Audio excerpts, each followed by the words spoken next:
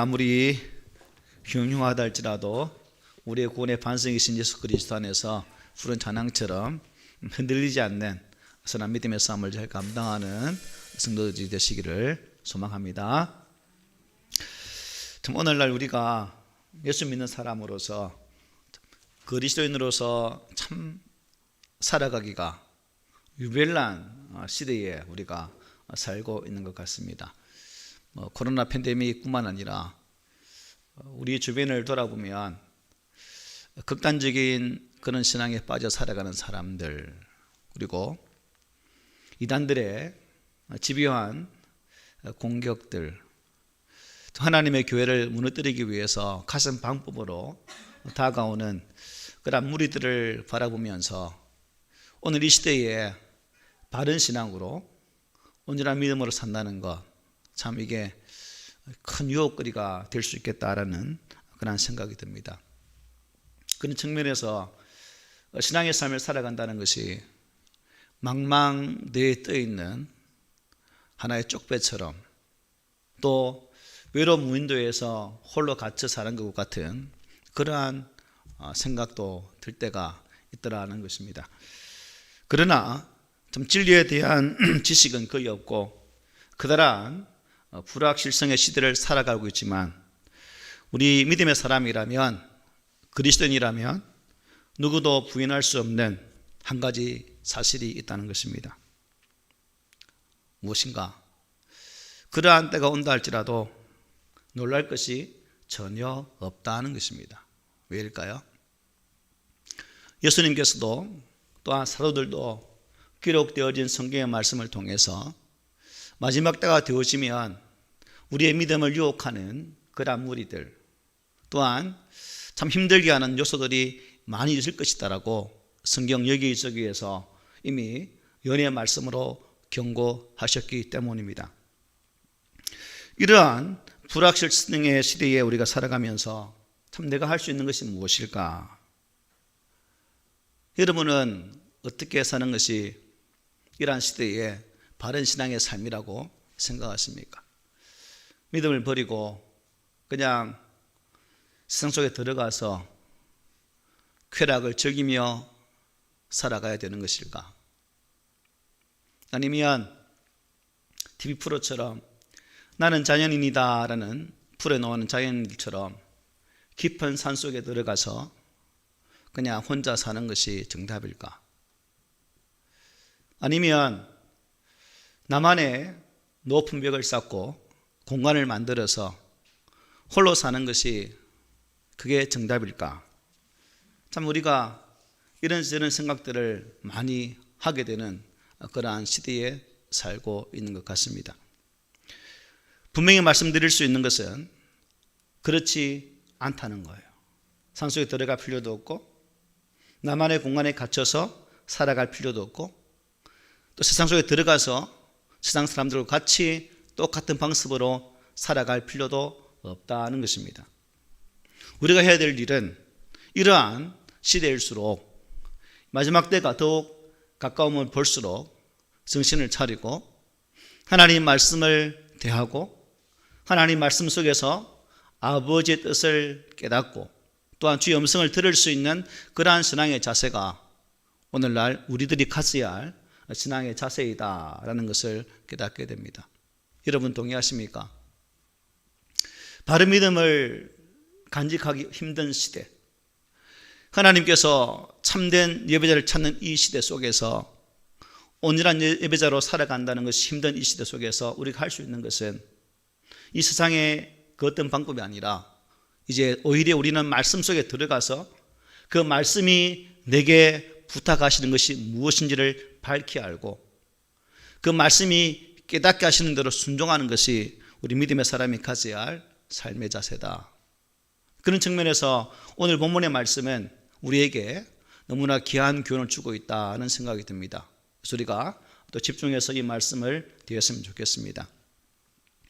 오늘부터 묵상하게 되어지는 디모데전서 4장, 이 4장은 거짓 가르침에 대한 경계의 말씀을 다루고 있습니다. 우리 잘 아시는 것처럼 이 서신이 쓰여질 당시 에베소 교회는 진리를 떠나서 거짓 교훈을 가르치는 많은 거짓 교사들이 존재했습니다. 일명 영지주의자들이죠. 이들로 인해서 많은 성도들이 미혹을 받아서 교회를 떠나 또한 교회를 힘들게 했기 때문에 교회가 상당히 어려움을 당하는 그러한 시대였습니다. 그래서 바울은 디모데에게 이들이 주장하는 가르침의 그 허구성을 구체적으로 지적하면서 하나님께로부터 받은 그 영적인 은사들을 소중하게 간직할 것을 근면의 말씀으로 주고 있는 것입니다. 1절을 보면 이렇게 말씀하지요.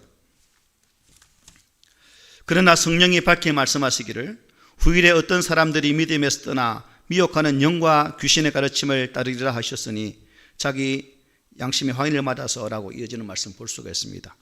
1절을 보면 바울은 그러나라는 단어로 말씀을 시작하고 있습니다. 그러나라는 이 접속사, 그러니까 지금부터 시작되어진 이 말씀은 앞서 주어졌던 교훈들이 아무 의미 없는 것이 아니라 연속선상에 있는 말씀이다라는 의미로 주어지고 있다는 것이죠. 그런데 우리가 이미 3장에서 보았던 것처럼 3장 16절에 보면 경건의 비밀에 대해서 말씀하셨죠. 그 경건의 비밀이 누구였습니까? 바로 예수 그리스도였습니다. 그분이 탄생하게 되어신, 또 인간의 육신을 입고 이 땅에 오셔서 그로 말미암아 어렵게 되어진 우리의 삶, 그리고 그들이 고난받으시고 십자가에 죽으시고 부활하시고 장차 재림하실 그 주 예수가 바로 경건의 비밀의 중심인 것을 우리는 지난 말씀을 통해서 이미 묵상한 바 있습니다. 그래서 바울은 그 위대한 구원의 주님을 그 말씀을 통해 찬양으로 고백했던 것입니다. 자, 그렇다면 이 땅에 존재하는 모든 사람들은 이토록 놀라우신 그리스도를 우리를 보면서 따르고 찬양하는 것이 마땅하지요. 하지만 그렇지 않다는 것이 바로 1절의 말씀입니다. 이것은 사도 바울이 본문을 그러나라는 말씀으로 시작하고 있는 것으로도 우리가 분명히 알 수가 있죠. 이처럼 그리스도에 대한 이 비밀과 진리가 참으로 위대함에도 불구하고 이것을 알기도커녕 영접하지도 않는 그러한 사람들이 있고 오히려 그들이 배척하면서 떠나는 자들이 있더라는 것입니다.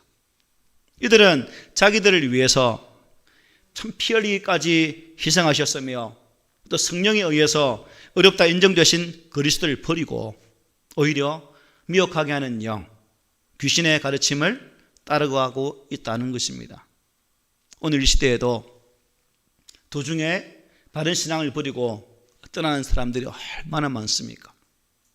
그 중에는 상처를 받은 분도 있겠지만 또한 이단의 사슬에 빠져서 넘어가는 분들도 의외로 많다는 것입니다.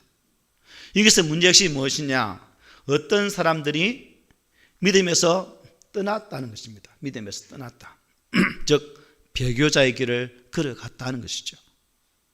이들은 경건의 비밀에 눈을 뜨지 못한 채 그냥 떠나간 사람들입니다. 그런 사람들이 믿음에서 떠나 미혹하는 영과 귀신의 가르침을 따를 것이라고 누가 가르쳐줬다고 말씀하고 있습니까? 성령께서 가르쳐 주셨다라고 1절에 말씀하고 있죠. 예수 그리스도가 경건의 비밀이고 핵심인데 그 예수 그리스도를 외면하고 배교하면서 엉뚱한 것에서 경건의 비밀을 찾고자 하는 사람들이 있다는 것입니다. 이런 영상은 비단 그 시대만의 문제일까요? 아니죠. 오늘 이 시대에도 우리 많이 되어 있는 것을 보게 됩니다. 예수 그리스도를 잘 배우고 그분을 닮는 인격과 삶, 또 예수 그리스도를 닮은 생활을 하는 것이 가장 참된 경건입니다. 그런데 그런 것에는 관심조차도 없고 무슨 특별한 기도나 신비한 체험이나 영험한 목사를 찾아다니는 사람들이 너무 많습니다. 예수 믿는 신앙생활을 여러분 복잡합니까? 단순하죠. 예수 그리스도를 더 깊이 알아가면 되는 거예요.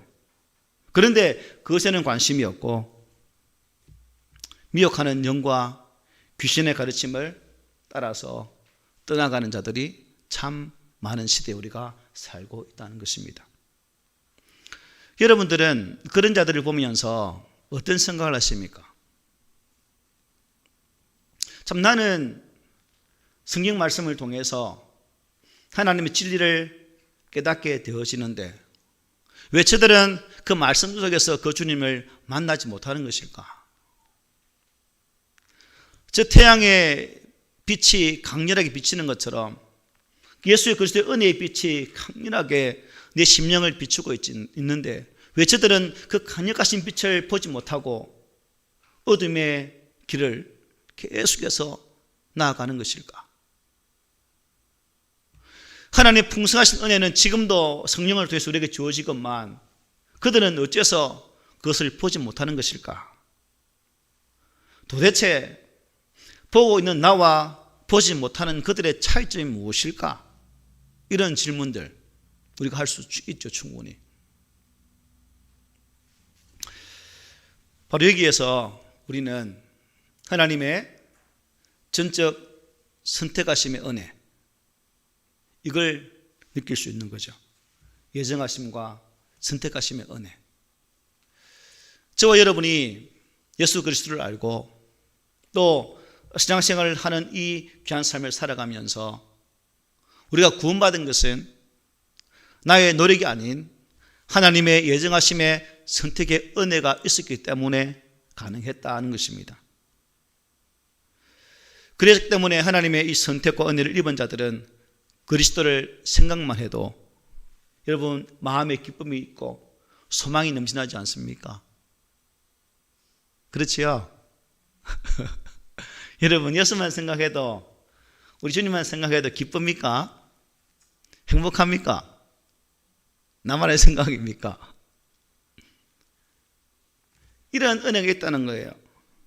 그래서 우리는 이 예수 그리스도를 통해서 참 신앙의 참 맛을 느끼며 살고 있는데 또 이 맛을 모르는 분들이 의외로 많더라는 것입니다. 그래서 이들은 허망한 욕심과 미혹하는 귀신의 그 가르침을 따라서 사망의 길을 가고 있다는 것입니다. 그래서 바울은 로마서 1장 21절로 23절에서 이렇게 말씀합니다. 하나님을 알되 하나님을 영화롭게 아니하며 감사하지도 아니하고 오히려 그 생각이 허망하여지며 미련한 마음이 어두워졌나니 스스로 지혜 있다 하나 어리석게 되어 썩어지지 아니하는 하나님의 영광을 썩어질 사람과 새와 짐승과 기어다니는 동물 모양의 우상으로 바뀌었느니라고 말씀하고 있습니다. 따라서 우리는 그리스도를 버리고 복음을 회방하는 자들이 일어나는 것을 볼 때마다 현재 내 안에 있는 이 믿음과 은혜가 결코 우연이 아니다. 다시 한번 기억하면서 하나님께 더 큰 감사와 또 영광을 돌리는 삶을 살아야 될 줄 믿습니다. 그리고 크고 위대하신 그리스도의 사랑과 진리에 대한 믿음이 흔들리지 않도록 날마다 우리의 믿음을 더욱 견고히 해야 될 줄 믿습니다. 바울 사도는 함께 믿는다고 하는 자들 안에서 이 미혹의 영과 귀신의 가르침을 따르는 자들이 있다라고 말씀하면서 그들의 특징이 무엇인가 2절에서 말씀하죠. 한 개 더 갔습니까? 제가 화면에 안 보이니까 헷갈립니다. 2절 보니까 자기 양심이 화인을 맞아서 외식함으로 거짓말하는 자들이라고 말씀합니다. 이들의 특징이 뭐라고요? 자기 양심이 화인을 맞아서 외식함을 통해서 거짓말하는 자들이다. 여기서 양심의 화인을 맞았다는 말이 무슨 의미일까요? 양심이 마비가 되었다는 뜻입니다. 양심이란 그 사람의 인격이죠. 인격이 마비되어지면 거짓말하는, 외식하는 그런 사람이 된다는 것입니다. 화인이 뭐예요? 불도장 아닙니까? 옛날에 노예가 도망가면 잡히면 어떻게 합니까? 인두에 불을 달구어서 이망에다가 확 찍지 않습니까?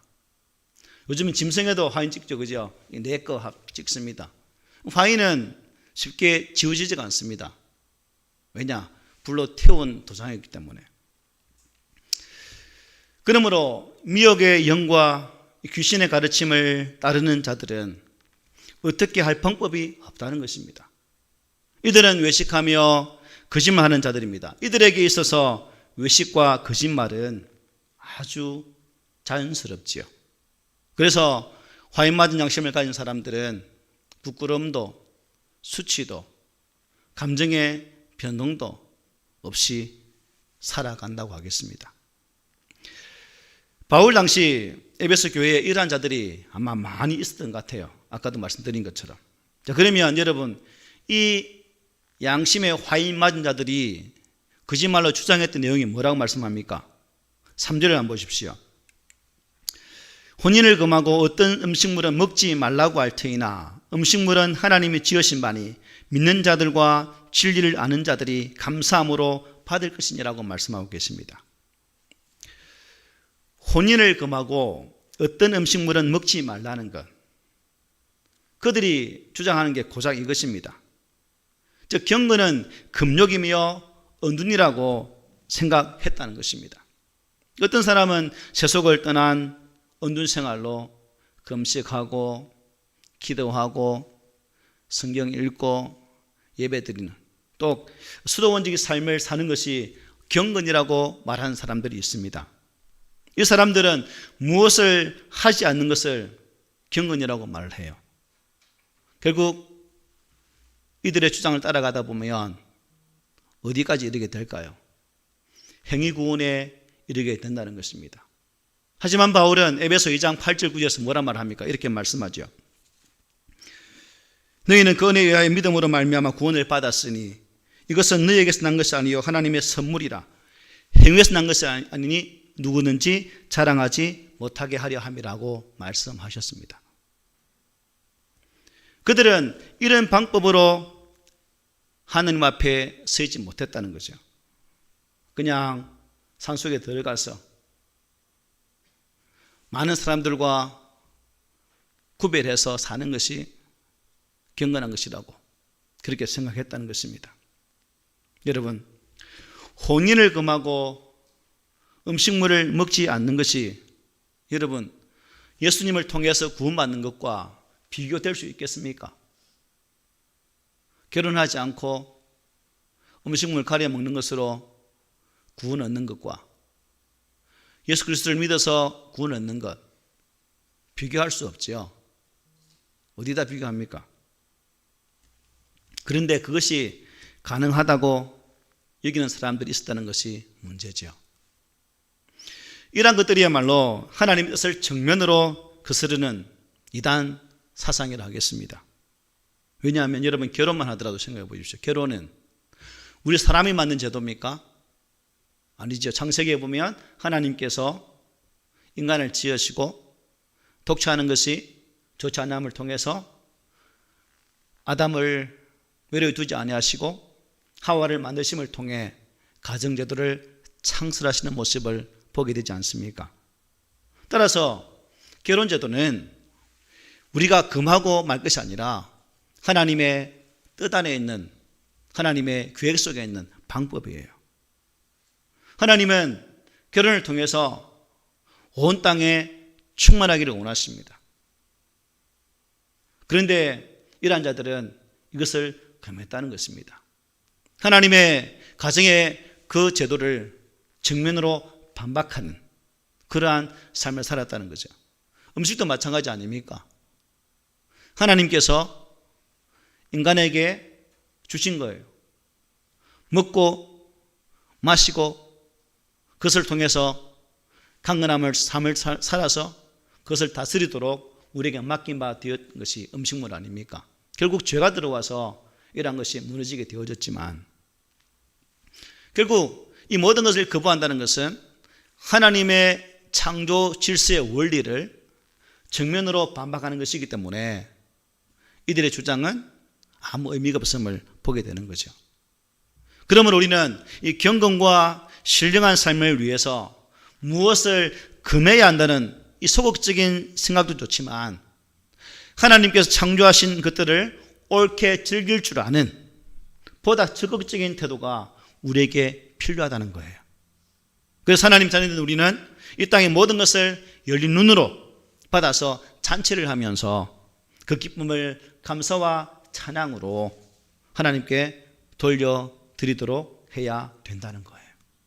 왜냐하면 천국은 곧 잔치요, 이 땅에서의 삶은 그러한 기쁨을 미리 맛보는 삶이기 때문입니다. 그래서 여러분, 교회 생활을 하면서 금욕적이거나 또한 성령에 있지도 않은 그러한 구별법을 통해서 경건의 삶을 살려고 발버둥 치지 마시고 우리에게 주어진 것들은 마음껏 누리면서 하나님께 감사하는 성숙과 믿음을 가진 우리 모두가 되기를 바랍니다. 우리는 분명히 알아야 됩니다. 이런 경건의 비밀을 잘못 깨달아서 참 허탄한 신화와 족보에 몰두하는 사람들은 어느 시대에나 존재하고 있다는 거예요. 열왕교회는 여러분 잘 아시다시피 산당을 짓고 또 그 산당에 우상을 세워서 우상 숭배에 크게 달했던 모습 보지 않습니까? 하나님 말씀보다 그런 것들을 더 좋아하는 것이 우리 타락한 인간의 모습이라는 거예요. 우리나라의 경우 보십시오. 유교, 불교, 샤머니즘 이런 것이 결합해가지고 참 이상한 종교들이 참 많은 나라가 또 우리나라이기도 합니다. 그래서 예수 그리스도의 자리에 자꾸 이 무당 비슷한 목회자를 세워서 무당 흡사한 그러한 것들을 좋아하는 경향들이 여러분 은연중에 있는 줄 아십니까? 그런데 가장 중요한 문제는 이들이 화인을 맞아서 자기가 하는 내용이 그리신 줄 알면서도 그것을 고치지 못한다는 거예요. 왜요? 이익이 따라오거든. 어떠한 이익이 존재하기 때문에 마음에 화인을 맞은 그들은 그러한 그릇됨을 변개하지 아니하고 계속 그릇된 길로 나아가고 있다는 것입니다. 그래서 이런 사람들을 향해서 사도 바울은 뭐라 말합니까? 음식물은 하나님이 지으신 것이기에 믿는 자들과 진리를 아는 자들은 어떻게 해요? 감사함으로 받을 것이라고 말씀을 하고 있다는 것입니다. 그렇습니다. 경건은 생활 속에서 자기의 삶을 감사로 받는 거예요. 즉 하나님이 지으신 모든 것이 선하다고 고백하는 바로 그것이 경건이라는 것입니다. 때문에 사절에 보면 이렇게 말씀합니다. 하나님께 지으신 모든 것이 선함에 감사함으로 받으면 버릴 것이 있다 없다? 없다. 이 가르침은 모든 것이 가하나 모든 것이 덕이 되는 것은 아니라는 말씀과 함께 우리 그리스도인의 생활을 다루는 아주 소중한 말씀이에요.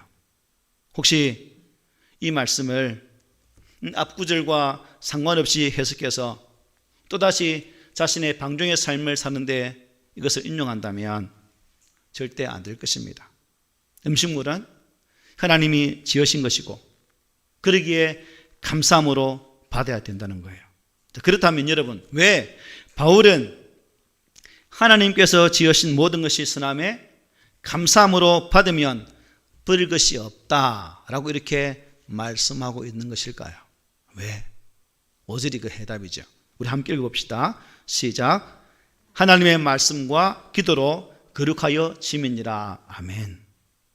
하나님의 말씀과 기도로 거룩해지기 때문이다 하는 거예요. 그렇습니다. 믿음의 성도가 된 우리들은 모든 하나님의 이 창조물들을 감사로 받으면 된다는 거예요. 감사로 받으면. 예수를 믿는 사람들은 범사에 뭐하는 사람들이에요? 감사하는 사람들 아닙니까? 그래서 물 한 잔을 마셔도 여러분 어떻게 합니까? 하나님 감사합니다. 우리가 산에 가 상쾌한 공기를 마셔도 하나님 감사합니다. 따뜻한 햇볕을 볼 때도 참 빛을 주신 하나님 감사합니다. 이게 우리들의 모습이죠. 그래서 어떤 분들은 그 모습들을 참 아름다워라 하는 찬양을 고백하면서 감사하는 분들도 우리 주변에 많지 않습니까? 그러므로 하나님께 창조하신 모든 것을 감사함으로 받으면 된다라고 바울이 말씀을 하고 있다는 것입니다. 그런데 거짓 교사들은 이 물질 자체를 뭐예요? 악한 것으로 보고 금욕적으로 나아갔다는 것입니다. 겉으로 볼 때 이들의 삶의 모습은 이 보통 사람들보다 훨씬 더 어떻게 해요? 경건해 보이고 신령해 보이죠. 성직자가 결혼을 하고 아이를 낳고 참 아웅다웅 사는 것보다 신부나 수녀처럼 결혼도 하지 않고 세상 일에 초월한 것처럼 사는 사람들이 훨씬 더 신령해 보이죠? 여러분 안 그런가? 늘 금식을 하고 사는 사람들을 보면 어떻게 해요? 참 신령해 보인다. 어떻게 저렇게 금식도 하고 기도 열심히 할까? 참 경건하구나. 이렇게 생각하죠? 아닙니까? 누구나 정근적인 본능 속에서 그것을 느껴요. 누구나. 그래서 사람들은 목사 그러면 어떻게 생각해요, 여러분? 여러분은 목사하면 무슨 단어를 떱니까? 청렴해야 되고 금소해야 되고 뭔가 좀 소박한 삶을 사는 것이 목사다라고 생각하죠. 목사는 우리와는 조금 달라야 하지 않을까라고 생각하지 않습니까? 똑같은 인간인데 어떡해요? 똑같아요. 그래서 목사가 잘못하면 똑같은 사고이지만 그 비판의 강도가 어떻게 해요? 훨씬 센 것을 보게 됩니다. 그러다 보니까 목사들이 스스로 뭐가 되기를 포기한 거예요. 인간의 길을 포기하고 산다는 게 목사가. 사람들이 그리 보니까. 그래서 인간의 길을 포기하고 살다 보니까 뭘 하는 거예요? 거짓말을 하게 되는 거예요. 이게 외식입니다. 포장하게 되고 가식하게 되고 거룩한 처럼 있는 것처럼 안 하는 것처럼 이렇게 된다는 거예요. 그러니까 그런 것 속에서 여러분 바른 진리가 말씀에 대한 바른 판단이 선포가 생길 수 있겠습니까? 안 되죠. 그런데 그렇게 빠진 사람들은 그러한 것들로 계속 몰아가죠. 그리고 자신들의 추종자들을 계속 불러 모읍니다. 또 교주처럼. 그럼 우리가 무엇을 가지고 분별해야 하는가? 뭐예요? 하나님의 말씀과 기도로 분별을 할 줄 아는 그러한 지혜가 우리에게 필요하다는 것입니다.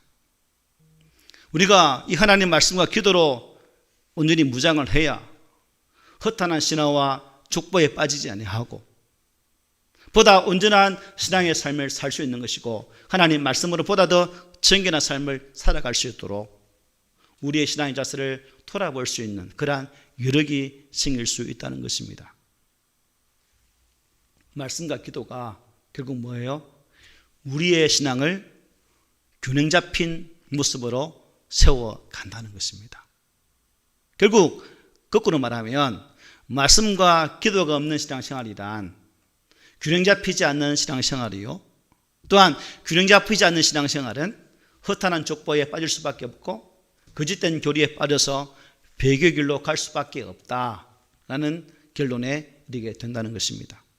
따라서 우리는 허탄한 신화와 족보, 혼인을 금하고 음식을 먹지 않고 금욕하고 기도를 많이 하는 것을 경건이라고 여기는 잘못된 신앙에서 벗어나야 됩니다. 우리는 예수 그리스도를 닮고 그분을 따르는 참된 그리스도인의 꿈을 꿔야 된다는 것입니다. 그러기 위해서 말씀과 기도로 우리를 거룩함으로 단장시켜 나가야 되는 거예요. 우리 안에 있는 잘못된 세계관들을 몰아내고 바른 복음, 바른 예수 그리스도를 따라가기에 수고하는 그런 성도가 되어져야 된다는 겁니다. 이것을 기억하면서 경건의 비밀인 예수 그리스도를 더 많이 알기 위해서 노력하고 또 결심하는 우리 성도들이 되시기를 부탁드립니다. 말씀 맺겠습니다. 여러분, 바울은 본문을 통해서 많은 사람들이 허망한 욕심과 호기심을 따라 하나님의 창조를 모독하는 귀신의 거짓 가르침에 미혹되어서 믿음을 버릴 것이라고 말씀하고 있습니다. 많은 사람들이 배교하게 될 것이다 라고 말씀하고 있다는 거예요. 그러므로 우리는 이러한 모습을 거울 삼아 어찌하든지 말씀을 말씀대로 받는 이 순수함과 또한 겸손함으로 믿음과 진리를 더욱 견고히 지키도록 해야 할 것입니다. 그리고 이러한 믿음에 굳게 서서 말씀과 기도를 통해서 인간의 죄로 오염되어진 이 하나님의 피조세계를 본래의 거룩한 모습으로 회복하고 아울러서 천지만물을 창조하신 하나님의 그 영광이 더욱 밝히 이 땅에 드러나도록 영적인 수고를 감당하는 우리 성도들이 되어야 될 줄 믿습니다. 성령 하나님께서 우리 모두에게 은혜를 주셔서 우리 성도들이 예수 그리스도의 십자가들을 굳게 의지하시기를 바랍니다. 그래서 우리를 미혹하게 하는 자들의 그 모든 미혹에 넘어가지 않고 어떠한 세상의 이론에 넘어가지 않고 사상에 매몰되지 않고 오직 거룩하신 주의 진리의 말씀으로 우리를 반듯하게 잘 세워서 이 마지막 때에 참 유별난 이 시대 속에서 배교하지 않고 마지막까지 나를 부르시는 그 날까지 믿음의 선한 길을 열심히 달려가는 하나님의 백성 되기를 주의 말씀으로 권면합니다. 아멘.